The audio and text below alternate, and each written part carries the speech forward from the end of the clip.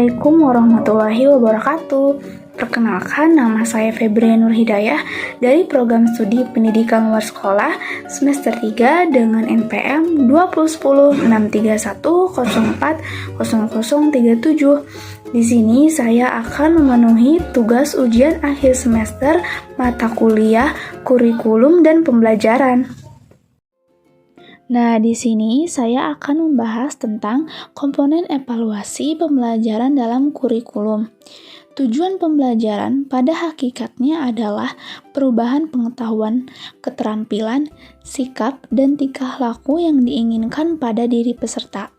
Oleh sebab itu, dalam evaluasi pembelajaran yang akan diperiksa adalah sejauh mana perubahan pengetahuan, keterampilan, sikap, dan tingkah laku peserta telah terjadi melalui proses pembelajaran.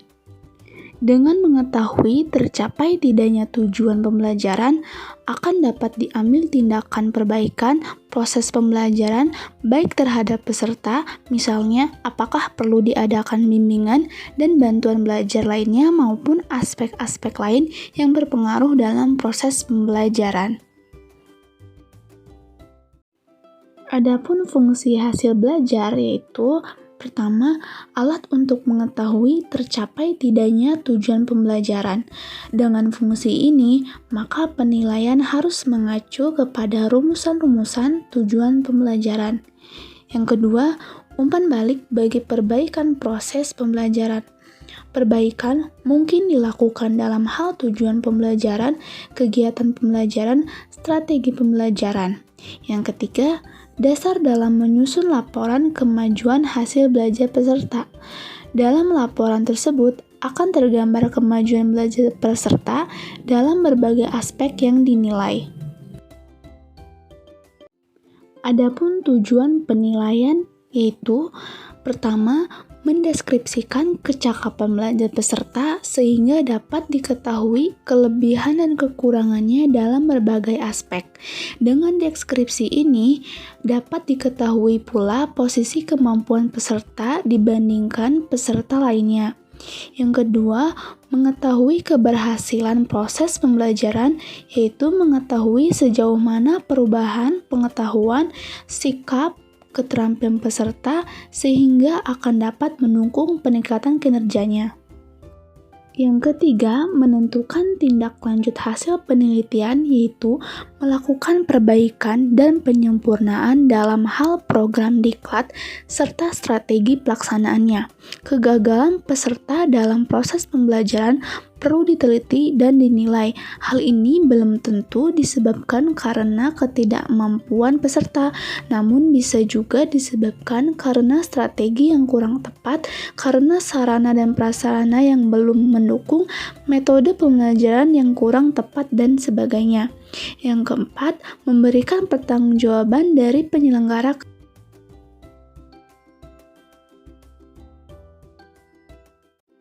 Jenis-jenis evaluasi pembelajaran dapat dilihat dari fungsinya.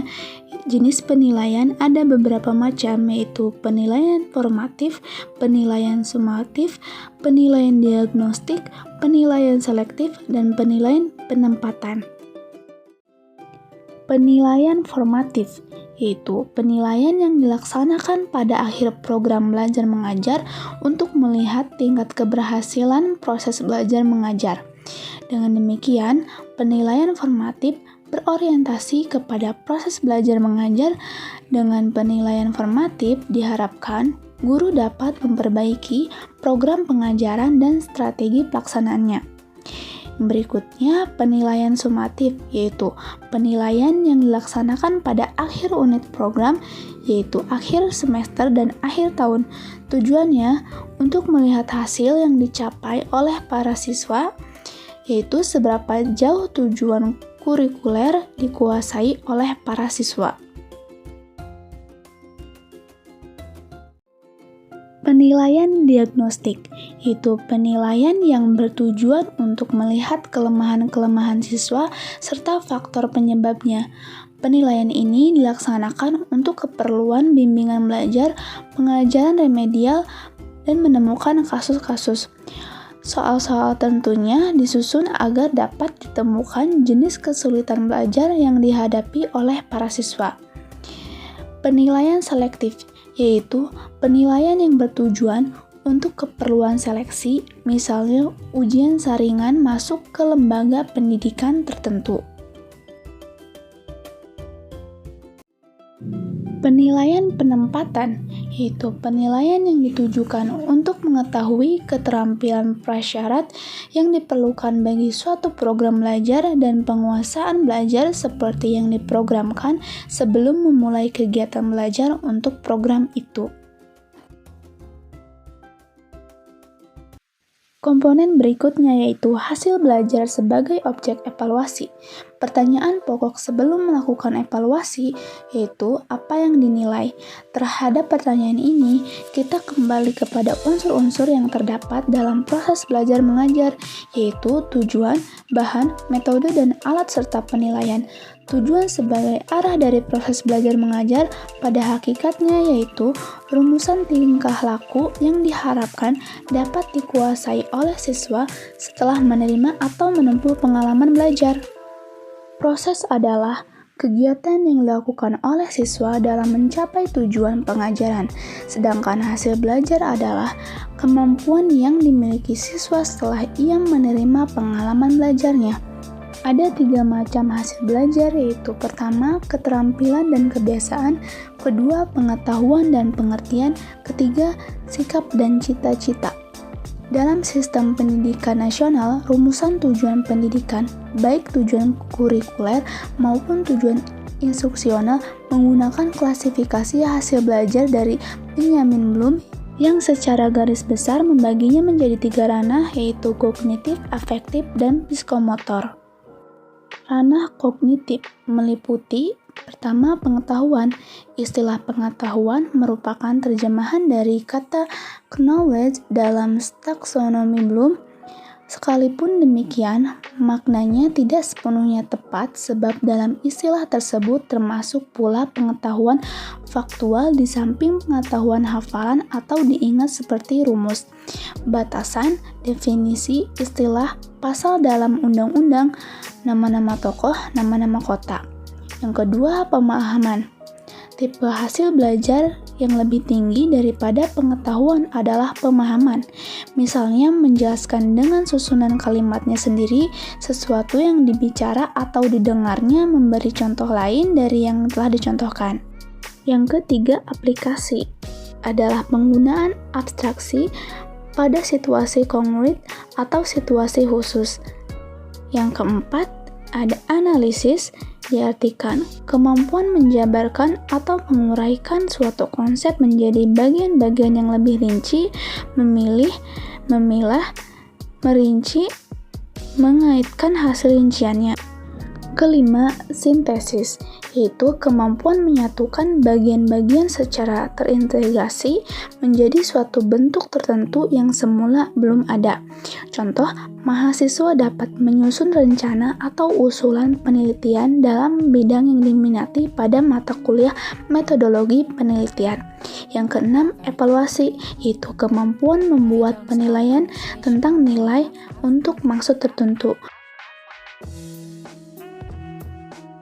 Berikutnya ranah afektif, yaitu berkaitan dengan sikap, nilai, dan penghargaan.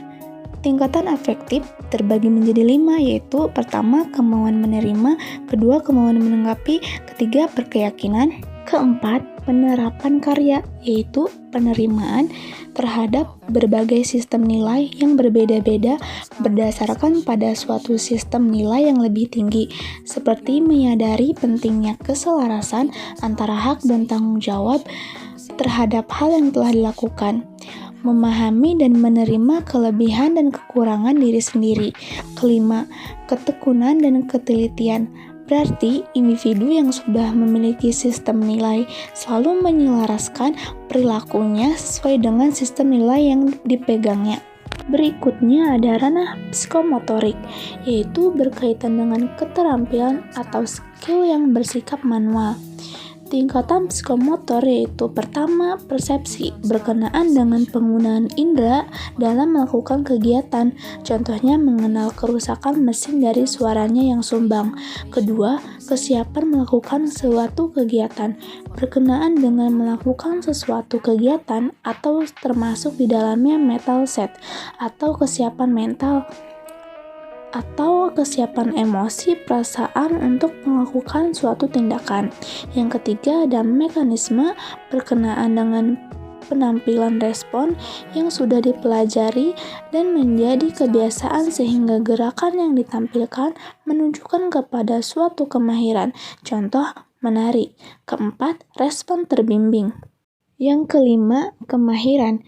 Berkenaan dengan penampilan gerakan motorik dengan keterampilan penuh, kemahiran yang ditunjukkan biasanya cepat dengan hasil baik, namun menggunakan sedikit tenaga.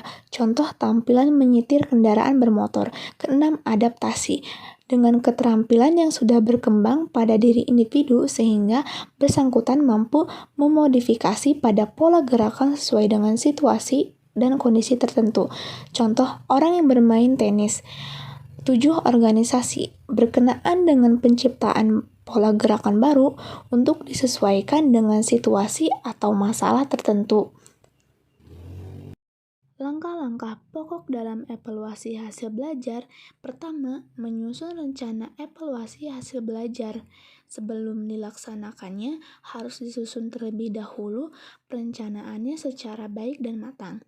Kedua, menghimpun data. Ketiga, melakukan verifikasi data. Keempat, mengolah dan menganalisis data.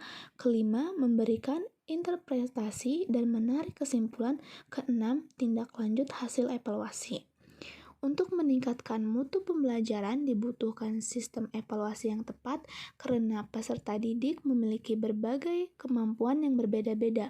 Maka sistem evaluasi yang digunakan harus terintegrasi dan mampu mengukur semua kemampuan yang ada pada peserta didik. Sekian pembahasan yang saya sampaikan, semoga bermanfaat. Mohon maaf jika ada kesalahan. Wassalamualaikum warahmatullahi wabarakatuh. Terima kasih.